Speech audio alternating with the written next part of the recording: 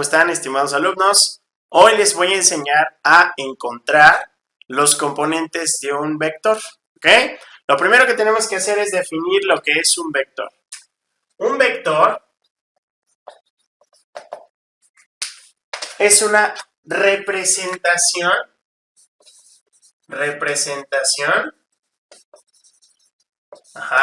geométrica de una velocidad, aceleración, fuerza o desplazamiento.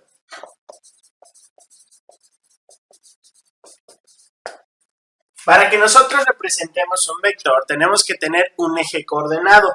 El eje coordenado será nuestro plano cartesiano. Tenemos que recordar lo siguiente del plano cartesiano. El plano cartesiano va a ser una representación geométrica que nos va a decir dónde se encuentran los puntos en ese mismo plano. Nos tenemos que mover hacia la derecha en el eje X o hacia arriba en el eje Y. Las flechas que aparecen acá indican el sentido positivo del mismo. Si yo me muevo del 0 a la derecha, voy a quedar en el primer cuadrante. Y el primer cuadrante tiene positivos a la X y positivos a la Y. O sea, me muevo a la derecha y hacia arriba. Luego, en el sentido contrario, ahora voy con el segundo cuadrante. Entonces, ya no me voy a mover hacia la derecha, sino me voy a mover hacia la izquierda. En el eje negativo en la X y positivo en la Y.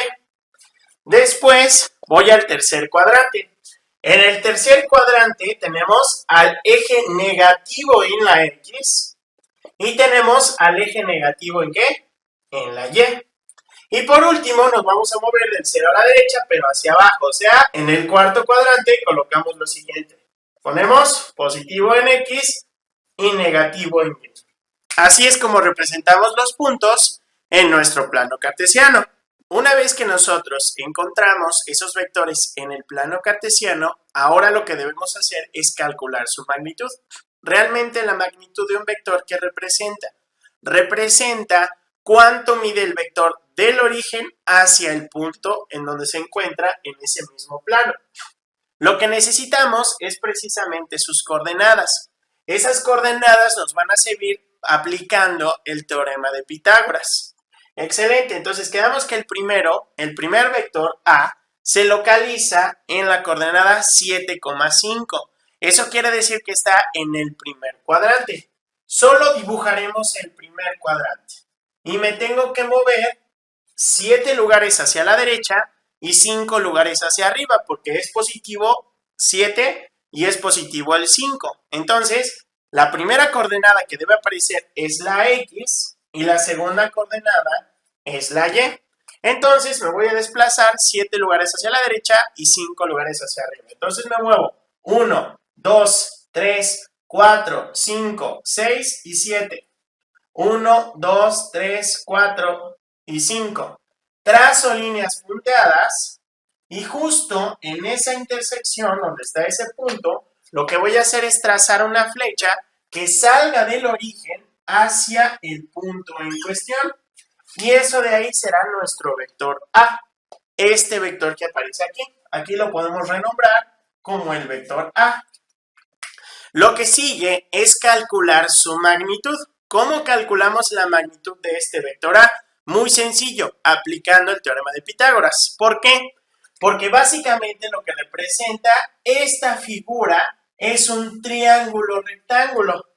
Y si nosotros recordamos nuestras clases de geometría, el triángulo rectángulo tiene catetos y tiene algo muy importante que se llama hipotenusa. Entonces podemos calcular la hipotenusa mediante la relación de Pitágoras. Entonces me queda c cuadrada es igual a cuadrada más b cuadrada. O sea, el cuadrado de la hipotenusa es igual a la suma de los cuadrados de los catetos. Entonces los catetos aquí van a ser las coordenadas tanto en X como en Y.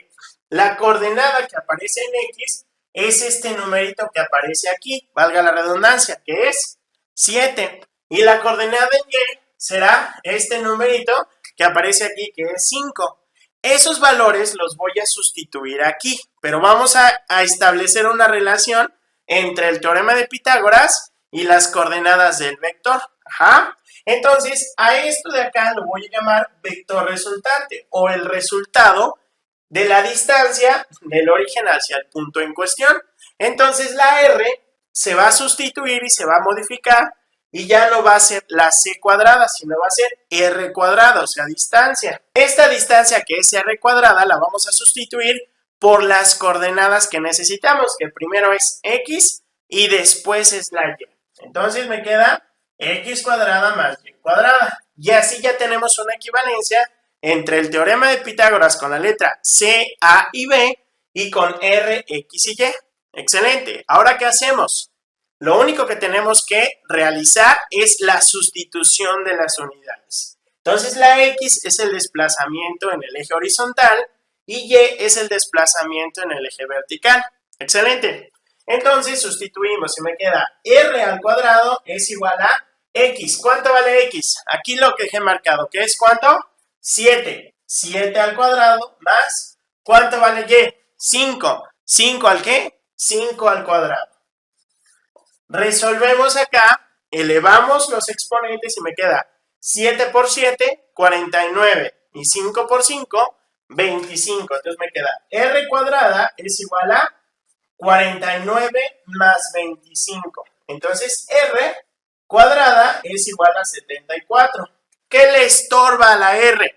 A la R le estorba el cuadrado. Entonces lo que tenemos que hacer es aplicar su operación inversa. Si está elevado a un exponente al cuadrado, tengo que sacar raíz cuadrada para que se elimine el exponente. Entonces saco raíz del lado izquierdo y raíz del lado derecho porque una ecuación es una igualdad, es una balanza. Si yo le saco raíz al lado izquierdo, le tengo que sacar raíz al lado derecho. Entonces me queda que R es igual a la raíz cuadrada de 74 y R es igual a 8.6. 8.6. Obviamente, si en nuestras coordenadas nos dan unidades, por ejemplo centímetros o metros, al final también la distancia va a ser en centímetros o metros dependiendo de las unidades en las coordenadas.